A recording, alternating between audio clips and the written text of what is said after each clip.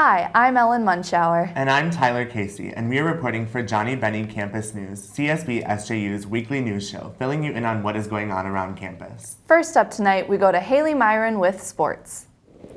Thanks, Ellen. This is Haley Myron reporting for JBCN with this week's Sports Roundup. Our Johnnie Bennie winter sports seasons have officially began.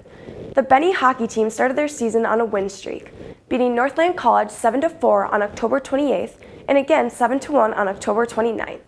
The St. Benedict's hockey team plays next on November 11th and November 12th in their first MIAC matchup against Concordia College.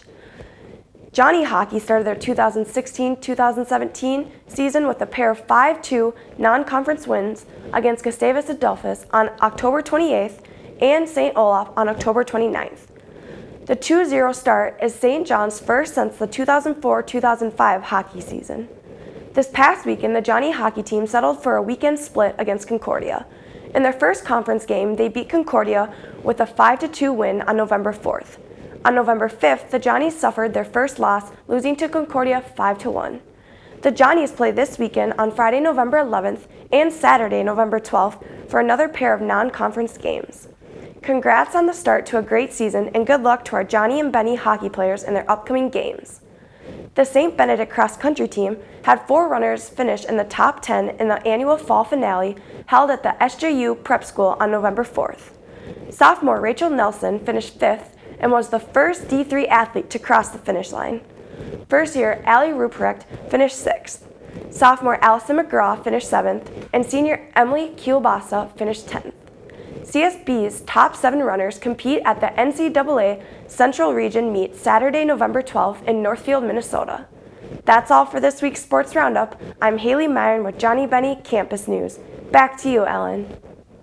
Thanks, Haley. And now we move to our reoccurring segment, 5 Things. 1. The Festival of Cultures is this Saturday, November 12th at 4 p.m.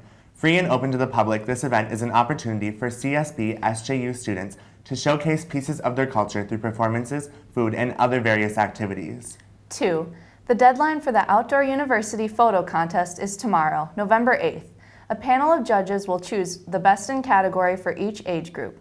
The selected photos will be posted for voting on Facebook and will be on display at the Member and Volunteer Open House in December, where guests will be invited to vote for Best in Show. 3. Attend one of the Job and Internship Fair information sessions either at CSB on Tuesday from 5 to 6 p.m. or at SJU on Wednesday, November 9th from 4 to 5 p.m. This session will cover specifics regarding the 2-day fair held February 22nd through 23rd at the Minneapolis Convention Center. This event is geared towards sophomores and juniors seeking summer internships and seniors seeking employment opportunities. A wide range of organizations will attend. If you are thinking of attending, you must register via e-link to attend one of the information sessions and then complete the registration procedures discussed at the information session. 4. See Mercy Killers, a play by Michael Mulligan and directed by Tom Oppenheim. Mercy Killers is an unflinching look at what can go wrong in the healthcare system in the United States, even when you've done everything right. The performances will be followed by a panel discussion exploring complex issues impacting healthcare today. Performances are Thursday, November 10th and Friday the 11th at 7:30 p.m. in the Stephen B. Humphrey Theater. 5. Join the McCarthy Center the day after the election for the latest installment of our Econ and English series. This week's topic is Econ and English, what the heck does the election mean for the economy? Professor Lewis Johnston will be explaining complex economic topics in plain English, and Professor Johnston will focus on the election that ended the night before and what it means for the economy. The event is on November 9th, 2016 at 5 p.m. in Brother Willie's Pub. Before we wrap up this week's show, we go to Maddie as she hits the streets of CSB SJU to see how our fellow Bennies and Johnnies feel about the election day tomorrow. This is Maddie Morris reporting for Johnnie Bennie Campus News. Today we're at the College of St. Benedict to hear students' thoughts on the presidential election. Let's hear what they have to say. Hi, I'm with Emma here to give her thoughts on the presidential election. So, what do you think of the election so far? I think it's a circus show. Yeah. And not a fan of either party at the moment. Okay, so Michael, what do you think of the presidential election so far? Well, I'm very excited, and I'm awaiting the triumphant victory of Donald J. Trump. Great, thank you very much. And Liz, yourself? This is my first time voting, and I don't really know what I'm going to do. So, Jocelyn, what do you think about the presidential election so far? You know, to be honest, I don't really care, even though I know I should, and it's all kind of like crap. That's okay. I think a lot of students share that sentiment. So, tell me what your thoughts are on the presidential election. You know, this is my first time voting, and I'm really excited, but I'm also a little disappointed in the rhetoric used by both candidates, especially in regards to each other and the American people. So, Do you still plan on voting? I do, and I'm very excited. So, Thank you to everyone that shared their thoughts with us on the presidential election.